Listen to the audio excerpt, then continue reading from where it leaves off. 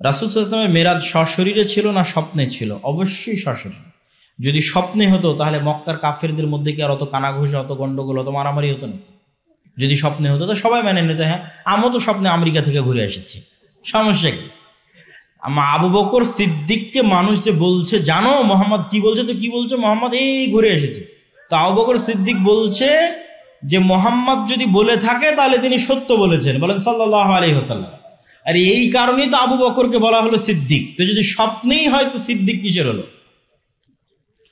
শায়েখ বর্তমান যুবক সমাজের জন্য কি নাসিহা? আজকের সব পুরো বক্তব্য যুবক সমাজের জন্য। সময়ের মূল্য থেকে শুরু করে, সত্যবাদী ন্যায়পরায়ণ হওয়া থেকে শুরু করে, নিজের দিনের উপর কনফিডেন্স রাখা থেকে শুরু করে, অন্যায়ের বিরুদ্ধে যুদ্ধ করা থেকে শুরু করে সবই যুবকদের জন্য। শায়েখ আমি শয়তানের ধোকায় পড়ে সালাত ছেড়ে দিই, আবার কিছুদিন পর সালাত ধরি। শয়তানের ধোকা থেকে বাঁচার উপায়? সৎ বন্ধু, আল্লাহওয়ালা নামাজি সালাত আদায়কারী বন্ধু খুঁজে নাও যে তোমাকে 5 ওয়াক্ত সালাতে দাওয়াত দিবে। শায়েখ আমার গ্রামের মানুষ ছাগলের জন্য মানুষের গাছে না বলে পাতা ঘাস কাটি। তুমি যদি বুঝো যে ওই মানুষ জানতে পারলে খারাপ মনে করবে তাহলে কাটা যাবে না। বিবাহের দেনমোহর যদি টাকা না বেঁধে ওমরা হজ করাই তাহলে কি সেটা সহি হবে? দেনমোহর যদি এভাবেই ঠিক করে থাকেন যে তোমাকে হজ ওমরা করাবো তাহলে ঠিক আছে, আর যদি ওইটা ঠিক না করে থাকেন পরবর্তীতে বলছেন তাহলে তো হবে না। বাবা মাকে না জানিয়ে যদি আমি বিবাহ করে থাকি তাহলে কি এটি জায়েজ হবে? যদি তুমি ছেলে হও আর মেয়ের বাবা মা জানে, মানে মেয়ের বাবার উপস্থিতিতে বা তার সম্মতিতে বিয়ে হয়েছে, তাহলে শরীয়তের দৃষ্টিতে বিয়ে শতভাগ বৈধ, কোনো সমস্যা নাই। আর যদি প্রশ্নকারী মেয়ে হয় তাহলে বিবাহ বাতিল। হুজুর আসসালামু আলাইকুম, অজু ব্যতীত কোরআন, এটি উত্তম যে মানুষ অজু অবস্থায় পবিত্র অবস্থায় কোরআন পড়বে, তবে বাধ্য নয়, জরুরি নয় যে সেটি ছাড়া মানুষ কোরআন পড়তেই পারবে না, বরং সব সময় মানুষ কোরআন পড়তে পারবে। ফরজ নামাজের পর হাত তুলে মোনাজাত, এইগুলো তো তোমরা জানো, কতদিন শুনেছ। সিজদা দেওয়ার সময় নামাজের নিয়ম পুরুষ মহিলা, এগুলো অ্যান্সার সবাই জানে। আল্লাহর নবী সবার জন্য নবী, পুরুষের জন্য মহিলাদের জন্য। তো আল্লাহর নবী যা করবে তাকে গেলে পুরুষদের জন্য না মহিলাদের জন্য? সবার জন্য। যতক্ষণ আলাদা না করে দিবে ততক্ষণ সবার জন্য। কত দিনের বাচ্চা নষ্ট করলে গুনাহ হয় না? বাচ্চা নষ্ট করার তো আসলে কোনো দিন নাই, স্থায়ীভাবে সন্তান নেওয়া বন্ধ করা হারাম। স্বাভাবিক সময়ের জন্য সন্তান নেওয়া বন্ধ করা যেতে পারে। সেক্ষেত্রে বাচ্চার যে পিতার যে শুক্রকীট আছে সেটি কোনো কিছু ফরমেট রূপ নেওয়ার আগেই যে ওষুধগুলো আমাদের মা এবং বোনেরা খায়, যেটির মাধ্যমে বাচ্চা পেটে আসেই না, ওই পর্যন্ত ঠিক আছে এবং সাময়িক সময়ের জন্য ঠিক আছে। আর বাচ্চা যখন পেটে চলে আসবে তখন সেই বাচ্চাকে হত্যা করার আর কোনো সুযোগ নয়। স্বাভাবিক একজন মানুষ জীবিত অবস্থায় হত্যা করলে যা গুনাহ, একটা বাচ্চাকে হত্যা করলেও তাই গুনাহ। আর সেক্ষেত্রে আপনি এতটুকু কল্পনা করতে পারেন যে আপনার কোলে যে বাচ্চা আছে বা আরেকজনের কোলে যে বাচ্চা আছে, ওই রকমই একটা বাচ্চা পেটে আছে। সালাতের সময় মুখ হাত পা ঢেকে সালাত আদায় করা উচিত না মুখ হাত পা খোলা রেখে? যদি মেয়েদের ক্ষেত্রে হয় তাহলে আশেপাশে কোনো পুরুষ মানুষ না থাকলে তারাও হাতের কবজি পর্যন্ত এবং মুখমণ্ডল এবং পায়ের পাতা এগুলো খোলা রেখে সালাত আদায় করবে, এটাই সুন্নাত। মেহেদি পায়ে দিতে পারবে? অবশ্যই দিতে পারবে। সালাত বাদে বুকে হাত বেঁধে দাঁড়িয়ে থাকা যাবে কি? কোনো সমস্যা নেই, বিধি নিষেধ কিছুই নাই, স্বাভাবিক। জন্মদিন পালন করা যাবে কি? জন্মদিন পালন করার ক্ষেত্রে যদি মানুষ মনে করে যে এই দিনে ভালো কিছু করলে ভালো কিছু হবে তাহলে শিরক। আর ভালো কিছু করলে ভালো কিছু হবে এরকম কোনো বিশ্বাস নাই, এমনি পালন করে যুগের সাথে, তাহলে হারাম, তাহলে স্বাভাবিক হারাম। আর কল্যাণকর কিছু মনে করে পালন করলে শিরক। আল্লাহ বলছে উলঙ্গ হয়ে গোসল করা যাবে কিনা? আল্লাহ বলছেন মানুষ যেন আমাকে বেশি লজ্জা পায়, সেক্ষেত্রে না করাই উচিত। স্বাভাবিক বাধ্যবাধকতার পরিস্থিতি যদি হয়, কোনো সমস্যা যদি থাকে, তাতে গুনাহ নয়, কিন্তু উচিত পোশাক গায়ে রেখে গোসল করা। অলসতা বশত সালাত না পড়া আর অস্বীকার করা, দুইটার কি একই বিধান? অলসতা বশত সালাত একদিনও পড়ে না আর অস্বীকার করে, দুইটা প্রায় একই। আর অলসতা বশত সালাত মাঝে মধ্যে মিস যায়, মাঝে মধ্যে পড়ে, তাহলে ওই যে ওয়াইলুল লিল মুসাল্লিন আল্লাযীনা হুম আন সালাতিহিম সাহুন, ধ্বংস ওই সমস্ত মুসল্লিদের জন্য যারা সালাত থেকে গাফেল, কিন্তু তার হুকুম সালাত অস্বীকারীর মতো নয়। সে সালাত আদায়কারী কিন্তু তারও ধ্বংস আছে, কেন সে সালাত থেকে গাফেল। কি প্রশ্ন করেছে! আহলে হাদিসরা আবার এগুলো প্রশ্ন করেনি। একজন দেওবন্দি অনুসারী স্কুল শিক্ষকের প্রশ্ন, মহিলারা কি প্রজেক্টরের মাধ্যমে বক্তব্য রাখতে পারবে? মহিলারা দাওয়াতি কাজের উদ্দেশ্যে এক অঞ্চল থেকে আর এক অঞ্চলে সফর করতে পারবে না। আর মহিলাদের দাওয়াত বা প্রচার কাজে অংশগ্রহণ করা জরুরি নয়। যখন এরকম ছেলে নাই, দাওয়াত দিবে, দাওয়াতি কাজ করবে, সেই সমস্ত পরিস্থিতি হলে সেটা ভিন্ন কথা। অথবা এরকম কোন স্পেশাল মেয়ে যার কাছে স্পেশাল নলেজ আছে, জ্ঞান আছে, তো মানুষ তার কাছে যাবে জ্ঞান নেওয়ার জন্য। বাসায় দাওয়াতি কাজ করতে পারে, মেয়েরা নিজ নিজ বাসায় আশেপাশের পাড়া প্রতিবেশীর মতো দাওয়াতি কাজ করতে পারে। দাড়ি রাখা কি ফরজ? দাড়ি রাখা, মুসলমানি করা, এগুলোর সম্পর্ক ফরজের সাথে না। এগুলোর সম্পর্ক হচ্ছে মুসলমানের চিহ্ন। আপনি একজনকে বলতে বলেন যে মুসলমানি করা ফরজ, সে দলিল আদিল্লাহ কোরআন হাদিস থেকে পেশ করুক, কথা ওইটা না। কথা কি? মুসলমানি করা মুসলমান হওয়ার চিহ্ন। তো দাড়ি রাখা কি মুসলমান হওয়ার চিহ্ন? যে দাড়ি নাই সে মুসলমানদের কাতারে পড়ে না, মানুষ দেখলে মনে করবে না সে মুসলমান না, সে হয়তো কাফের, মুশরিক, মুনাফিক, ইহুদি, চাড়াল, হিন্দু। আর যদি দাড়ি থাকে তাহলে এটা একটা আলামত যে না এই লোকটা মুসলমান হতে পারে। ইসলামী জালসায় মহিলারা পর্দার আড়াল থেকে প্রজেক্টর দেখতে পারবে। আমি শপিং ব্যাগের প্রিন্টের কাজ করি, অনেক সময় অনেক শপিং ব্যাগে ঈশ্বর সর্বশক্তিমান এই কথা লিখতে বলে। এইটা একটি ধর্মবিরোধী কথা। আপনি লিখতে বলবেন আল্লাহ সর্বশক্তিমান, তাহলে করা যাবে ইনশাল্লাহ। চারঘাটে আহলে কোরআনের প্রচার প্রসার বৃদ্ধি পেয়েছে, আমাদের করণীয় কি? করণীয় হচ্ছে তাদের বিষয়ে আপনাকে জ্ঞান অর্জন করতে হবে, জ্ঞান অর্জন করে দাওয়াতি কাজ করতে হবে। সেক্ষেত্রে আমাদের বক্তব্য, আমাদের লেখনী, এগুলোকে আপনারা সাথে রাখতে পারেন। আমারই 2টা বই আছে, আমরা হাদিস মানতে বাধ্য, কোরআনের আলোকে হাদিসের অপরিহার্যতা, এবং আমার একটা ডিবেটও আছে। এগুলো দেখে দাওয়াতি কাজ করবেন, হতাশ হওয়ার কিছু নাই। মিথ্যা বাতিল মতবাদ মাঝে মধ্যে মনে হয় খুব বেশি মানুষ গ্রহণ করছে, স্থায়ীভাবে কখনো এগুলো টিকে থাকে না, ওই সাময়িক, আবার 2 দিন পর হারায় যাবে। কেননা সত্যের শক্তি ভিন্ন, আর মিথ্যার কোনো শক্তি নেই, এটা মিথ্যা। আজানের শেষ কথা লা ইলাহা ইল্লাল্লাহ বলার পর মুহাম্মদ রাসূলুল্লাহ বলা যাবে কি? কোনো প্রয়োজন নাই। আজান শেষ হয়ে গেছে, আজান শেষের দোয়া পড়বে। শায়েখ নতুন মাদ্রাসায় দানের বিষয়ে কিছু বলবেন? অবশ্যই। আপনাদেরকে আজকে যে আয়াতগুলো বলছিলাম তার মধ্যে একটা আয়াত আপনারা পেয়েছেন যে হে আল্লাহ, আর যদি একটু সময় পেতাম তো কিছু টাকা দান করতাম। তো যতক্ষণ হায়াত আছে তার মধ্যেই দান করেন। এক বক্তা অন্য বক্তার সমালোচনা করে, এগুলো ঠিক নয়। বর্তমান যুবক সমাজ বিভিন্ন অপরাধে লিপ্ত, এই সম্পর্কে আপনার নসিহত কি? বিবাহের সাধ্য থাকলে বিবাহ করে নিবে, আর বিবাহের সাধ্য না থাকলে সিয়াম পালন করবে। আমার রুমের ভেতর বাথরুম, আমি এখানে অজু করি, আমার অজু হবে কি? যদি টয়লেট তথা পেশাব পায়খানার জায়গা আজকের যুগের আধুনিক বাথরুমে যেমন আলাদা থাকে, ওরকম আলাদা থাকলে গোসলের জায়গায় অজু করতে সমস্যা নাই। নখ বড় থাকলে অজু হবে কি না? নখ বড় রাখা নবীদের সুন্নাত বিরোধী, নবীরা নখ কাটতেন। অজু হবে কিনা, সালাত হবে কিনা, এগুলো প্রশ্ন নয়। সালাত অজু হয়ে যেতে পারে, কিন্তু এটা রাখা সুন্নাত বিরোধী, মুসলিমের পরিচয় নয়। যে ব্যক্তি নামাজ পড়ে না তার হাতে জবাই করা পশু হালাল হবে কি? প্রথমত স্বাভাবিকভাবে যে কোনো বাজার ঘাট, স্থানীয় এলাকা, এগুলো যদি মুসলিম দেশ হয়, মুসলমান জনবহুল হয়, মুসলমান হোটেল হয়, তাহলে সেই মুসলমানের বিসমিল্লাহ যথেষ্ট। কিন্তু যদি এক্সাক্ট নির্ধারিত নির্দিষ্ট জানা যায় যে আজকে অমুক গ্রামে অমুক জায়গায় এই জবাইটা হচ্ছে, তো চেষ্টা করা উচিত সেই জবাই যেন একজন নামাজি মানুষই দেয়। খেতে বসে ফোনে ওয়াজ শোনা যাবে কি? খেতে বসে অন্য কোনো কাজ না করে মনোযোগ দিয়ে খাওয়াই উচিত, এটি রাসূল সাল্লাল্লাহু আলাইহি ওয়াসাল্লামের সুন্নাত। কথা না বলে, খুব জরুরি না থাকলে পরে ওয়াজ শুনবে। আমি সামনের কাতারে, বায়ু এসেছে, বের হতেও লজ্জা লাগছে, বের হতে হবে, এই কথাই ঠিক। লজ্জা এখানে লজ্জা লাগার কিছু নাই। শীতে ফরজ গোসলে কোনো ছাড় আছে কি? যদি প্রচন্ড অসুস্থ হয় সেক্ষেত্রে তায়াম্মুম করবে, তাছাড়া কোনো ছাড় নাই।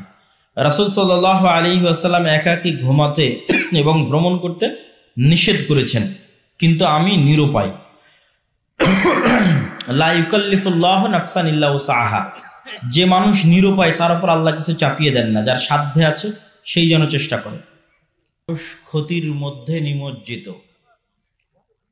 এই দুই আয়াতের যদি আমরা সঠিক অর্থ করি বুঝার স্বার্থে, তাহলে সঠিক অর্থ হচ্ছে, আবারও শুনেন, ওয়াল আসর, শপথ সময়ের, ইন্নাল ইনসানা লাফি খুসর, নিশ্চয় সব মানুষ সময় নষ্ট করে।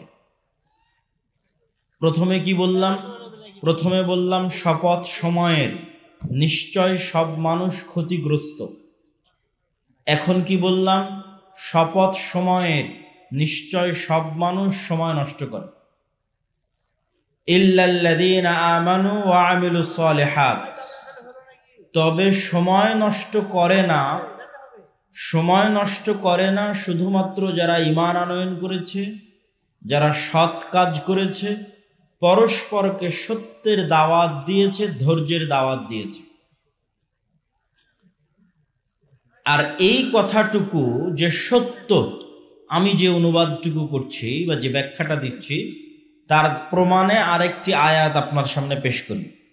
আল্লাহ সুবহানাহু ওয়া তাআলা পবিত্র কোরআন মাজিদে বলছেন, কাআন্নাহুম ইয়াওমা ইয়ারাউনাহা লাম ইয়ালবাসু ইল্লা আশিয়াতান আও দুহাহা। কঠিন কিয়ামতের মাঠে মানুষেরা দেখবে, আপনি দেখবেন, আমি দেখব, সবাই দেখবেন। কি দেখবেন? যে সবাই সেই দিন দেখবে, ইয়াউমা ইয়ারাউনাহা, দেখবে যে লাম ইয়ালবাসু, তারা দুনিয়াতে বসবাস করেনি, ইল্লা আশিয়াতান আও দুহাহা, হয় এক রাত বসবাস করেছে অথবা এক সকাল বসবাস করেছে। আবারও বলি, আপনাদের অনেকে এখানে উপস্থিত আছেন যাদের বয়স 20, 30, 40, 50, 60, 70। ধরেন এখন আপনি মারা গেলেন, তো আপনি 30 বছর বয়সে মারা গিয়ে কিয়ামতের মাঠে দেখছেন যে আপনি পৃথিবীতে বেঁচে ছিলেন মাত্র একদিন, এক রাত, অথবা এক সকাল, অথবা এক বিকেল। 80 বছর বয়সের বৃদ্ধ চাচা মারা গিয়ে দেখতেছে কিয়ামতের মাঠে, তিনি জানেন যে আমি পৃথিবীতে 80 বছর ছিলাম, অথচ উনি দেখছেন যে উনি পৃথিবীতে মাত্র এক রাত ছিলেন, পৃথিবীতে মাত্র একদিন ছিলেন, পৃথিবীতে মাত্র এক সকাল ছিলেন। আজীব! কেন এরকম? ওই যে ওয়াল আসর ইন্নাল ইনসানা লাফি খুসর, বেঁচেছে তো 80 বছর কিন্তু পুরোটাই সময় নষ্ট। তো ওই জন্য ওইটার কিয়ামতের মাঠে দেখা যাচ্ছে না, কারণ সবটাই সময় নষ্ট হয়ে গেছে। তো যতটুকু সময় নষ্ট হয়নি অতটুকু মিলে দাঁড়িয়েছে এক দুপুর, এক সকাল, এক দিন, অথবা এক রাত। সারা জীবনের যতটুকু সময় সে নষ্ট করেনি। আল্লাহ কোরআনে বলছে, আমি শুধু অনুবাদ করছি, আল্লাহ সুবহানাহু ওয়া তাআলা কোরআনে বলছেন শপথ সময়ের, নিশ্চয় সব মানুষ সময় নষ্ট করে। আবার আরেক আয়াতে বলছেন অবশ্যই অচিরেই কিয়ামতের মাঠে মানুষ দেখবে তারা পৃথিবীতে বেঁচে ছিল মাত্র একদিন, এক রাত, এক সকাল, এক দুপুর। মানে ওই এক রাত, ওই এক দুপুর, ওই এক সকাল, তার পুরো 80 বছরের জীবন মিলিয়ে যতটুকু সময় কাজে লাগিয়েছিল, সময় নষ্ট করেনি, অতটুকু এক রাত, একদিন, এক সকাল।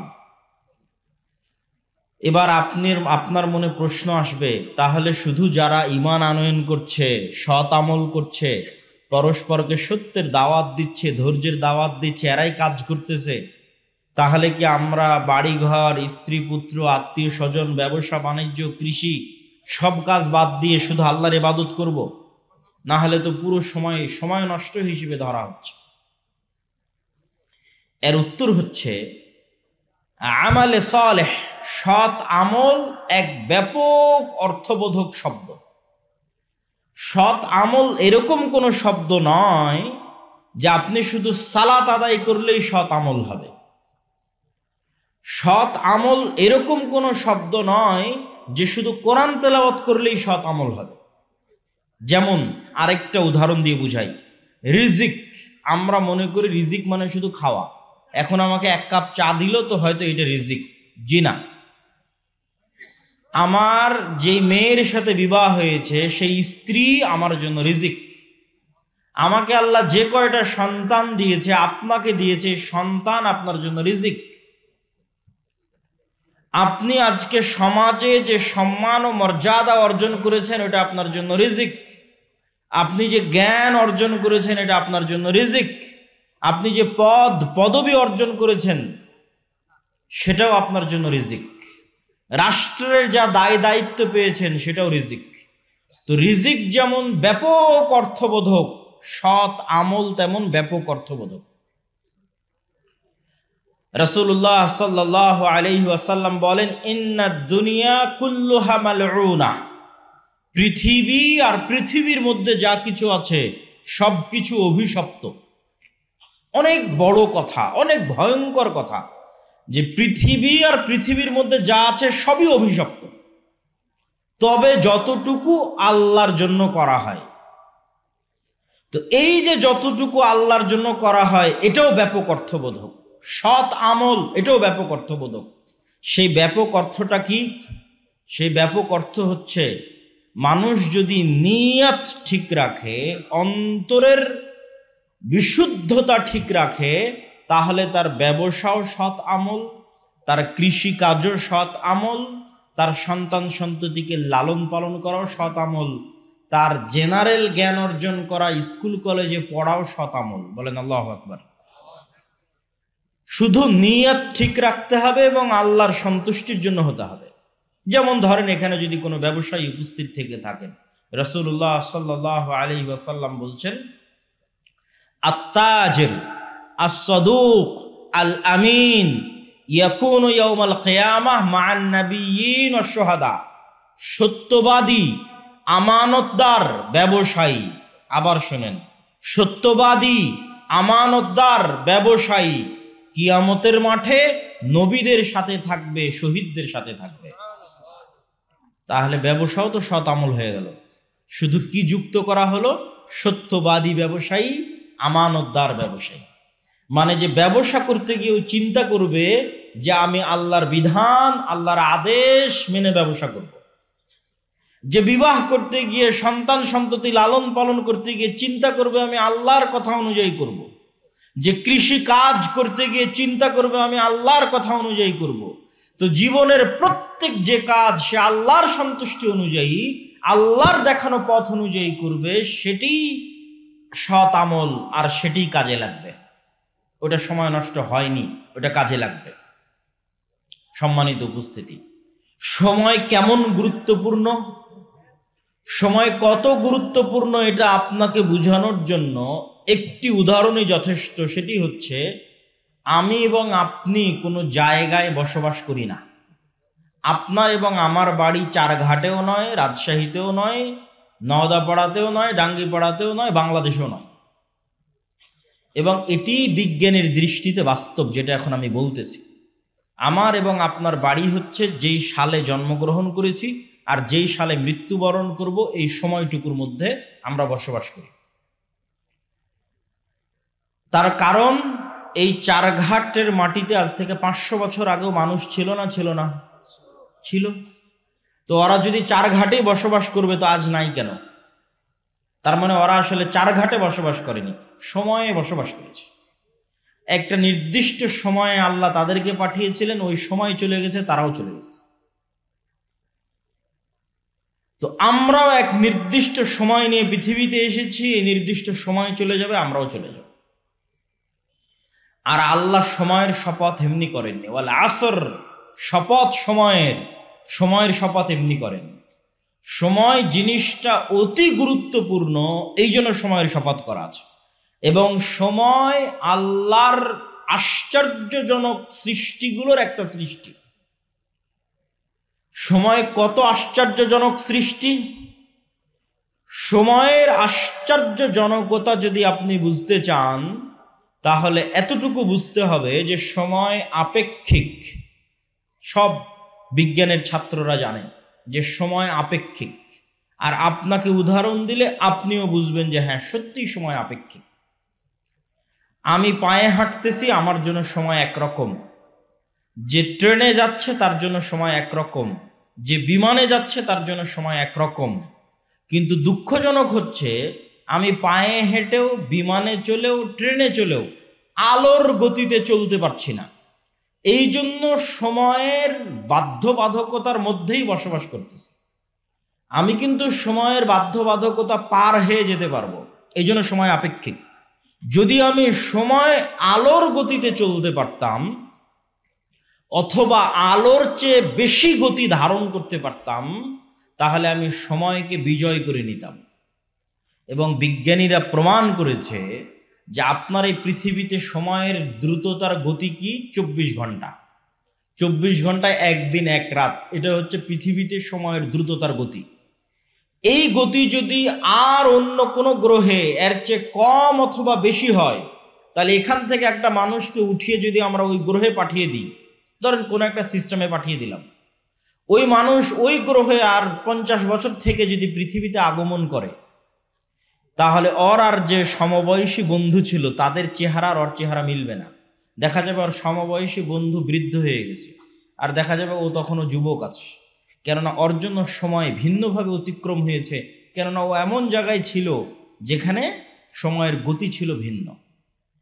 এগুলো আমি বলছি না, বিজ্ঞানীরা বলছে। এবং আপনি আরো আশ্চর্য হবেন যে আমরা যদি আজ এখান থেকে অনেক দূরের গ্রহে ভ্রমণ করি, কয়েক লক্ষ, কয়েক হাজার, কয়েক ট্রিলিয়ন, মিলিয়ন কিলোমিটার দূরের, তাহলে অনেক দূরের গ্রহের আলো আমাদের কাছে আসতে যেমন সময় লাগে, এই গ্রহের আলো ওই গ্রহে যেতে সময় লাগবে।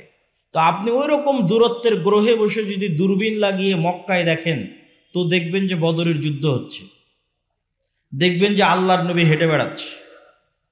মানে আল্লাহর নবী যে সময় এই পৃথিবীতে ছিল, ওই সময় যে আলোটা ছিল, ওই আলোটা এখনো অত দূরের গ্রহে পৌঁছেইনি, আলোর গতিতে পৌঁছতে পৌঁছতে পৌঁছেইনি। ফলত ওই আলোর মধ্যেই ছবি ধারণ হয়। আপনারা আমাকে সাথে সাথে দেখছেন না, একটু হলেও পরে দেখছেন। আমার এখান থেকে আলো আপনার চোখে যেতে যতক্ষণ সময় লাগছে তত পরে দেখছেন, কিন্তু এটা আমরা বুঝি না। তো আমি কি আলোচনা করছিলাম, সময় আল্লাহর সবচেয়ে আশ্চর্যজনক সৃষ্টি। আল্লাহ এই সময় সৃষ্টি করে ছেড়ে দিয়েছে। এই সময়ের মধ্যেই মানুষ আসবে, সময়ের মধ্যে মানুষ শেষ হয়ে যাবে, আর এই সময়ের মধ্যেই পৃথিবী শেষ হয়ে যাবে। পৃথিবী শেষ হওয়ার পর সময় কেমন হবে তার কোনো গ্যারান্টি নাই। আল্লাহর নবী নিজেই বলছেন যে পৃথিবীর 50,000 বছরের সমান একদিন হতে পারে কিয়ামতের দিন। তা আল্লাহর নবী তো বলে গেলেন সময় আপেক্ষিক। উনি তো প্রমাণ করে গেলেন যে কেমনে কিয়ামতের একদিন পৃথিবীর 50,000 বছরের সমান হতে পারে। মানে তখন সময়ের ডেফিনিশন, সময়ের সংজ্ঞা তখন ভিন্ন। এখন পৃথিবীর জন্য আল্লাহ সময় করে দিয়েছে 24 ঘন্টা একদিন এক রাত। এটা আল্লাহর সৃষ্টি। এই জন্য অনেক জায়গায় গিয়ে দেখবেন মানুষ প্রশ্ন করে, ভাই সৌদি আরবে লাইলাতুল কদর ছিল, আজ এখানে কেমনে লাইলাতুল কদর হয়? বলে আল্লাহ প্রতি রাতে কিভাবে নিচের আসমানে নেমে আসে? সারাদিন সারা পৃথিবীতে তো নিচের আসমান হতেই থাকে, সারাদিন সারা পৃথিবীতে তো শেষ রাত আসতেই থাকে। তো এই শেষ রাত আর এই 24 ঘন্টার দিন রাত আপনার জন্য। আল্লাহ সুবহানাহু ওয়া তাআলা এই ধরনের সময়ের বাইন্ডিংসের ঊর্ধ্বে। আল্লাহর নবী সময়ের এই লিমিটেশনকে অতিক্রম করেছিলেন বলেই এক রাতে কাবা থেকে মসজিদে আকসা, মসজিদে আকসা থেকে সপ্তম আসমান, আবার সপ্তম আসমান থেকে কাবা, ফজর হওয়ার আগেই ফিরে এসেছেন। মানে ওনার জন্য সময়ের সংজ্ঞা তখন বাতিল হয়ে গেছিল। উনি যে বাহনে আরোহণ করেছিলেন তা আলোর গতির চেয়ে দ্রুততর ছিল, ফলত উনি সময়কে অতিক্রম করে চলে গেছেন, অতিক্রম করে সফর শেষ করে এসেছেন, কিন্তু পৃথিবীতে সময় তার গতিতে চলতেছে, আর উনি সময়ের গতিকে অতিক্রম করে চলে গেছেন। সম্মানিত উপস্থিতি, তাহলে সময় আমাদের জীবন। আমরা সময় নিয়ে খেলতেছি মানে আমাদের জীবন নিয়ে খেলতেছি। আমাদেরকে আল্লাহ সুবহানাহু ওয়া তাআলা যে নির্দিষ্ট সময় দিয়ে পাঠিয়েছে, এই সময়টুকু আমাদের জীবন। এই জন্য এই সময়ের হিসাব আল্লাহ সুবহানাহু ওয়া তাআলা নেবেন। রাসূলুল্লাহ সাল্লাল্লাহু আলাইহি ওয়াসাল্লাম বলেন, নি'মাতানি মাগবুনুন ফীহিমা কাসীরুম মিনান নাস। পৃথিবীর দুইটা নিয়ামত, যে দুইটা নিয়ামত সম্পর্কে পৃথিবীর সব মানুষ সবচেয়ে গাফেল। এক আস-সিহ্হাহ, সুস্বাস্থ্য, ওয়াল ফারাগ, অবসর সময়। পৃথিবীর মানুষেরা সবচেয়ে গাফেল তার স্বাস্থ্য নিয়ে, পৃথিবীর মানুষেরা সবচেয়ে গাফেল তার সময় নিয়ে। স্বাস্থ্য নিয়ে গাফেল দেখেই তো রাত দিন বিড়ি টানে। মানে যে ব্যক্তি বিড়ি এবং সিগারেট খায় সে কি স্বাস্থ্যের নিয়ামতের মূল্য করে না মূল্য করে না? মূল্যায়ন করে না। সে আল্লাহর দেওয়া এক নিয়ামতকে চোখের সামনে নষ্ট করতেছে। মাদকতার মধ্যে নিমজ্জিত থেকে, নেশার মধ্যে নিমজ্জিত থেকে তার লিভার, তার পাকস্থলী, তার শ্বাসযন্ত্র নষ্ট করে দিচ্ছে। আর ঠিক আর একদিকে একদল যুবক আছে যারা জুয়া, free fire, PUBG, Facebook, YouTube, Twitter, TikTok নিয়ে ব্যস্ত। তো তাদের কাছে কি সময়ের মূল্য আছে? নাই। ওটাই আল্লাহর নবী বলছেন পৃথিবীর মানুষ সবচেয়ে অবমূল্যায়ন করে আল্লাহর দুটো নিয়ামতকে, এক সময়কে আর এক স্বাস্থ্যকে। এই জন্য সালাফে সালেহিন বলেছেন ইন্নাল ওয়াক্তা সাইফুন, শোনো দুনিয়ার মানুষ, সময় হচ্ছে তরবারি। তুমি যদি এই তরবারিকে না কাটো, এই তরবারি একদিন তোমাকে কেটে দিবে। তার মানে প্রতি সেকেন্ডে সময় আপনাকে কাটতেছে। তরবারি প্রতি সেকেন্ডে আপনি সময় দ্বারা জবাই হচ্ছেন। তো আপনি যদি প্রতি সেকেন্ড সময়কে কাজে না লাগান, তো একদিন এই তরবারি আপনাকে পরিপূর্ণরূপে কেটে ফেলে দিবে। শেষ, জীবন শেষ হয়ে যাবে, লাইফ শেষ হয়ে যাবে। তখন আর আফসোস করেও কিছু করার থাকবে না। আর সে আফসোসের কথা আমি না, আল্লাহ সুবহানাহু ওয়া তাআলা কোরআন মাজিদে বলছেন ওয়া আনফিকু মিম্মা রাযাকনাকুম মিন ক্বাবলি আন ইয়াতিয়া আহাদাকুমুল মাউত। দুনিয়ার মানুষ, তোমরা আল্লাহর রাস্তায় ব্যয় করো মৃত্যু আসার আগেই। কেন? যেই দিন মৃত্যু আসবে সেই দিন বলবে রব্বি লাউলা আখারতানি ইলা আজালিন করিব, আল্লাহ আর একটু যদি সময় বাড়িয়ে দিতেন, আর 1 মিনিট 1 সেকেন্ড 10 মিনিট যদি সময় বাড়িয়ে দিতেন, ফাসাদদাকা ওয়া আকুম মিনাস সালিহিন, তাহলে কিছু ভালো আমল করে সৎ কর্মশীল বান্দাদের অন্তর্ভুক্ত হয়ে যেতাম। তখন আল্লাহ উত্তরে বলছেন ওয়ালাই ইউআখিরাল্লাহু নাফসান ইযা জাআ আজালুহা, আল্লাহ তো সময় সেট করে ছেড়ে দিয়েছেন। আমি আগেই প্রমাণ করে নিয়েছি যে সময় আল্লাহর সৃষ্টি এবং ব্যতিক্রম ভয়ঙ্কর সৃষ্টি। এটা সৃষ্টি করে ছেড়ে দেওয়া হয়েছে। আর এই সময়ের মধ্যে মানুষ আসবে, মানুষ যাবে। মানুষ পৃথিবীতে বাস করে না, ওই সময়ে বাস করে। আর এই সময় মানুষের জীবনকে শেষ করে দিবে। তো আল্লাহ ওটাই বলছেন যে আমি তো সময় সৃষ্টি করে ছেড়ে দিয়েছি। যেই দিন তোমার সময় চলে আসবে যাওয়ার, সেই দিন তো আর 1 সেকেন্ডও দেরি হবে না। লা ইউআখিরাল্লাহ, আল্লাহ 1 সেকেন্ডও দেরি করবেন না যেই দিন তোমার যাওয়ার সময় চলে আসবে। সম্মানিত উপস্থিতি, তাহলে সময় আমাদের জীবনকে প্রতিদিন ধ্বংস করে দিচ্ছে, কাটতেছে, কিন্তু আমরা সৎ আমল করতেছি না। কিন্তু যেই দিন সময় ঘনিয়ে আসবে সেই দিন আমরা আফসোস করলেও সৎ আমল করার সুযোগ থাকবে না। এই জন্য রাসূলুল্লাহ সাল্লাল্লাহু আলাইহি ওয়াসাল্লাম আরেক হাদিসে স্পষ্ট করে বলছেন ইগতানিম খামসান ক্বাবলা খামসিন, দুনিয়ার মানুষ 5টা জিনিসের পূর্বে 5টা জিনিসকে মূল্যায়ন করো। হায়াতাকা ক্বাবলা মাউতিক, মৃত্যু আসার পূর্বেই যতদিন বেঁচে আছো এই বেঁচে থাকাকে মূল্যায়ন করো। সিহহাতাকা ক্বাবলা সাকামিক, অসুস্থ হওয়ার আগে যতদিন সুস্থ আছো এই সুস্থ থাকাকে মূল্যায়ন করো। ওয়া ফারাগাকা ক্বাবলা শুগলিক, ব্যস্ত হওয়ার আগে যতটুকু সময় অবসর পেয়েছো এই অবসর সময়কে কাজে লাগাও। ওয়া শাবাবাকা ক্বাবলা হারামিক, বৃদ্ধ হওয়ার আগে যুবক আছো এই যুবক বয়সকে কাজে লাগাও। ওয়া গিনাকা ক্বাবলা ফাকরিক, দরিদ্র হয়ে যাওয়ার আগে হাতে কিছু টাকা পয়সা আছে এই টাকা পয়সা এই সামর্থ্যকে মূল্যায়ন করো।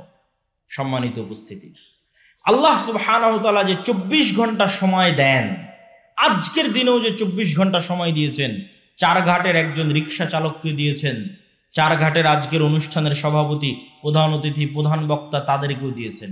আজকে কেউ 24 ঘন্টার কম সময় পেয়েছেন? কেউ পেয়েছেন 24 ঘন্টার কম সময়? এটা আল্লাহ করেন না। আল্লাহ নেয়ামত সবাইকে দিয়েছেন 24 ঘন্টা। আর এই 24 ঘন্টার মধ্যে সবচেয়ে দামি, সবচেয়ে গুরুত্বপূর্ণ সময় হচ্ছে সকাল। সবচেয়ে দামি, সবচেয়ে গুরুত্বপূর্ণ সময় কখন?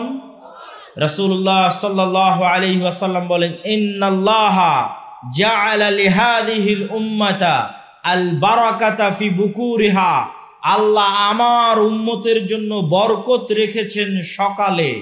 আল্লাহর নবী বলেন আল্লাহ আমার উম্মতের জন্য বরকত রেখেছেন সকালে।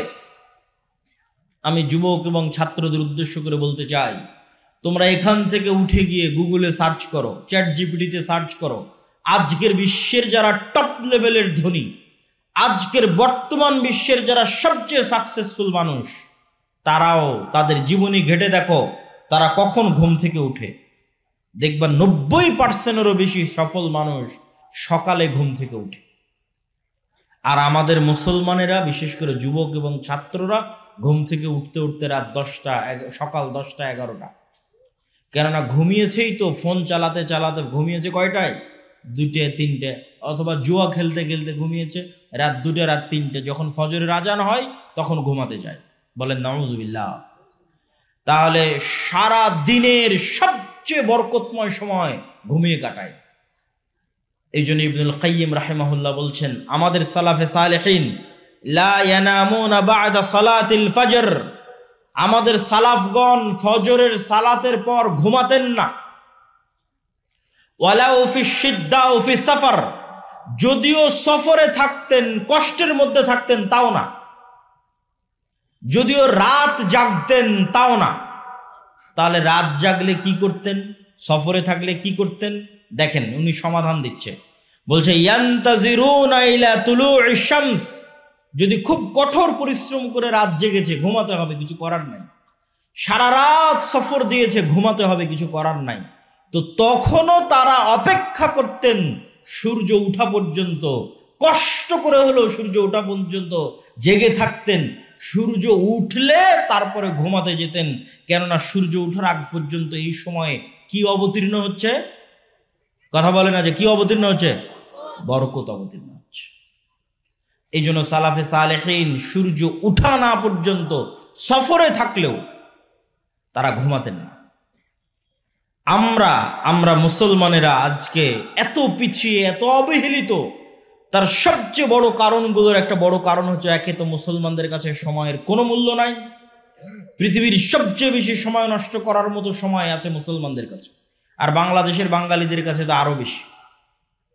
শেখ আব্দুর রাজ্জাক বিন ইউসুফ কিন্তু এমনি বলেন না যে আপনারা ওই রাস্তাঘাটে বসে আড্ডা পিটিয়েন না, মানে যার সময়ের দাম নাই সেই রাস্তাঘাটে বসে আড্ডা পিটে। আর আমি ইংল্যান্ডে দেখেছি, ইউরোপে দেখেছি যে আড্ডা বলতে কি, বই পড়া।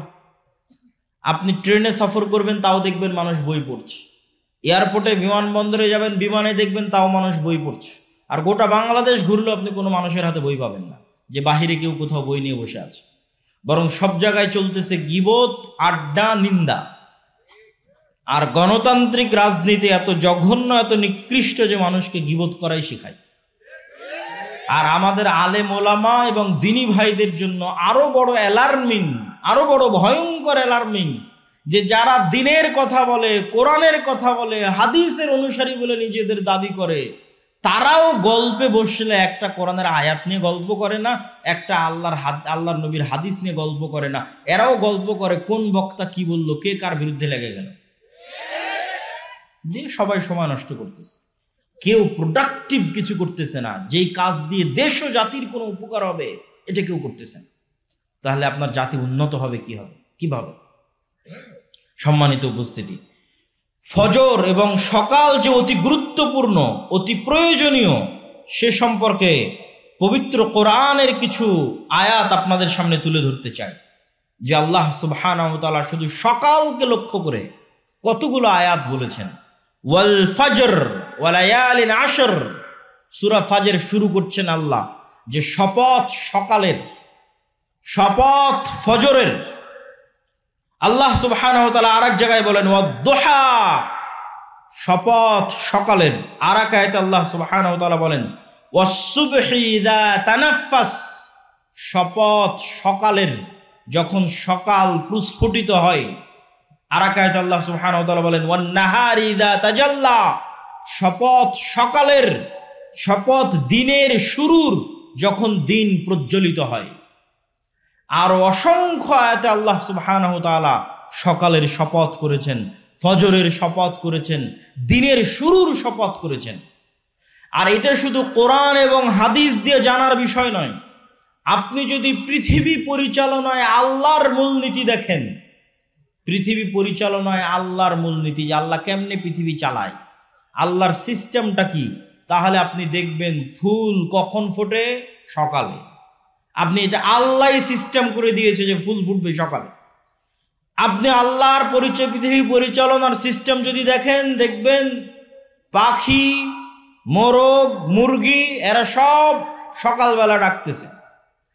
তো এরকম প্রকৃতির দিকে যদি আপনি গভীর থেকে গভীর দৃষ্টি দেন, দেখবেন আল্লাহ প্রকৃতি সাজিয়েছে এভাবে যে সারা প্রকৃতি সকালে জেগে যায়।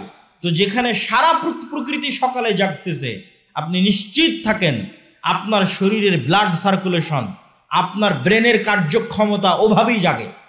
আপনি বিজ্ঞানীদের কাছে যান, ডাক্তারের কাছে যান, যে চন্দ্রের উত্থান পতনের সাথে মানুষের রক্তের উত্থান পতন হয় কিনা, সকাল সন্ধ্যা এবং রাতের সাথে মানুষের ব্রেন এবং রক্ত কাজ করে কিনা, ডাক্তারেরা আপনাকে সহমত জানাবে যে হ্যাঁ, মানুষেরও প্রাকৃতিকভাবে মানুষের শরীরের রক্ত, মানুষের ব্রেন সকালে বেশি প্রোডাক্টিভ থাকে। তো সারা পৃথিবী সকালে জাগিয়ে রেখেছে আল্লাহ, আপনার শরীরকেও জাগিয়ে রেখেছে সকালে, কিন্তু আপনি জোরপূর্বক সকালে ঘুমাচ্ছেন। আপনি যদি ব্যর্থ না হন, আপনি যদি অসফল কাম না হন, আপনি যদি আপনার জীবনে আনসাকসেসফুল না হন, গরিব না থাকেন, দরিদ্র না থাকেন, অনুন্নত না থাকেন, তাহলে পৃথিবীতে আর কেউ গরিব, দরিদ্র, অনুন্নত থাকবে না। আর যদি আপনি সকালকে একবার কাজে লাগানো শুরু করেন, একবার, যে কোনো ছাত্র, যে কোনো ব্যবসায়ী, যে কোনো কৃষক যে বলবে যে না আমি ফজরের সালাতে উঠব এবং ফজরের পরের এই সময়কে কাজে লাগাবো, তাকে ধনী হতেই হবে। এটি নিয়ম পৃথিবীর। আল্লাহ সুবহানাহু ওয়া তাআলা বলেন, ফাইদা কুদিয়াতিস সালাত ফান্তাশিরু ফিল আরদ ওয়াবতাগু মিন ফাজলিল্লাহ। যখন সালাত আদায় শেষ হয়ে যায়, ফজরের সালাত, ফরজ সালাত, যখন সালাত আদায় শেষ হয়ে যায়, তোমরা আল্লাহর জমিনে ছড়িয়ে পড়ো আর আল্লাহর দয়া অনুসন্ধান করো। আবারও শুনেন, তোমরা আল্লাহর জমিনে ছড়িয়ে পড়ো, আল্লাহর দয়া অনুসন্ধান করো। ওই যে একটা ধানের বীজ বপন করেছেন, ওখান থেকে গাছ উৎপন্ন হচ্ছে, এটা আল্লাহর দয়া। পৃথিবীর প্রত্যেক ইঞ্চি জায়গায় আল্লাহর দয়া ছড়িয়ে ছিটিয়ে আছে। পৃথিবীর এমন কোনো জায়গা যেখান থেকে 1 টাকা হালাল উপায়ে অর্জন করা যাবে, ওই 1 টাকা আল্লাহর দয়া, ওইটা আল্লাহ অনুসন্ধানে বেরিয়ে পড়তে বলেছেন। ফজরের সালাতের পর আল্লাহ সুবহানাহু ওয়া তাআলা ঘুমাতে বলেননি। অতএব হে যুবক ভাইয়েরা, হে চারঘাটের মানুষেরা, আপনাদের যে লাইফ স্টাইল, জীবনের যে ধরন, এটা আপনার স্বাস্থ্যকে ধ্বংস করছে, আপনার শরীরকে ধ্বংস করছে, আপনার সময়কে নষ্ট করছে, আপনাকে গরিব বানিয়ে দিচ্ছে। এই সময়কে আপনাকে কাজে লাগাতে হবে। এই পুরো 24 ঘন্টার সময়ের মধ্যে সকালের পরের দ্বিতীয় গুরুত্বপূর্ণ সময়, একটা গুরুত্বপূর্ণ সময় আপনাদের সামনে আলোচনা করলাম সকাল, আর একটা দ্বিতীয় গুরুত্বপূর্ণ সময় হচ্ছে রাতের শেষ ভাগ। আল্লাহ সুবহানাহু ওয়া তাআলা যদি পৃথিবীতে কাউকে বড় থেকে বড় সফলতা দান করতে চান, যে বড় থেকে বড় সফলতা আল্লাহ দান করবেন, তাহলে রাতের সালাত, রাতের শেষ অংশের সালাতের কোনো বিকল্প নাই, যাকে বলে তাহাজ্জুদের সালাত। একটা দলিল দিয়ে এই পয়েন্টের আলোচনা শেষ করব। আল্লাহ সুবহানাহু ওয়া তাআলা রাসূল সাল্লাল্লাহু আলাইহি সাল্লামকে বলছেন কোরআনে, ওমিনাল লাইলি ফাতাহাজ্জাদ বিহি নাফিলাতাল লাক আসা আইয়াবআসাকা রাব্বুকা মাকামান মাহমুদা। হে মুহাম্মদ বলেন সাল্লাল্লাহু আলাইহি ওয়াসাল্লাম, আপনি অবশ্যই রাতের শেষ অংশে সালাত আদায় করুন। আপনি অবশ্যই রাতের শেষ অংশে অল্প হলেও সালাত আদায় করুন।